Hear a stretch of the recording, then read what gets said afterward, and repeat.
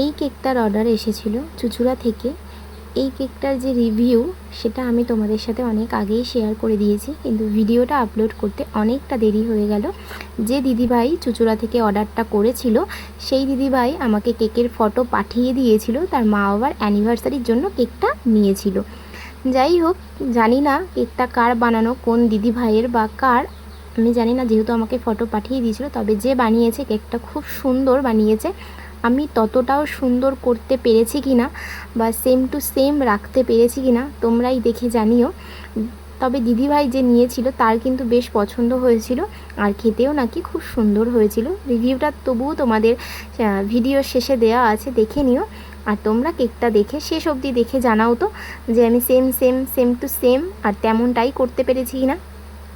তবে ওই কেকটার সাইডে কোনো ফুল ছিল না, এই কেকটার সাইডে আমি ফুল করে দিয়েছিলাম দিদিভাইয়ের কথা অনুযায়ী। মানে ওই যে দিদিভাই নিয়েছিল সেই বলেছিল যে তুমি বোন এটা তো একদম সিম্পল, সাইডে কোনো ফুল টুল কোনো ডিজাইন নেই, তুমি এই কেকটার সাইডে কয়েকটা ফুল করে দিও।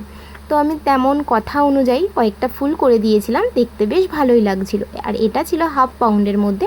আমার কিন্তু বেশ ভালো লেগেছে কেকটা, তোমাদের কেমন লাগলো জানাতে ভুলো না। আর কতটা সেম করতে পেরেছি সেটা অবশ্যই জানিও। তবে যার বানানো সে কিন্তু খুব সুন্দর বানিয়েছে, আমি হয়তো অতটাও ভালো পারিনি, তবে চেষ্টা করেছি মাত্র। তো চলো টাটা, আবার দেখা হচ্ছে নেক্সট ভিডিও নিয়ে। ততক্ষণ খুব ভালো থেকো, সুস্থ থেকো, আর কেকটা কতটা পেরেছি সেম করতে জানিও। টাটা।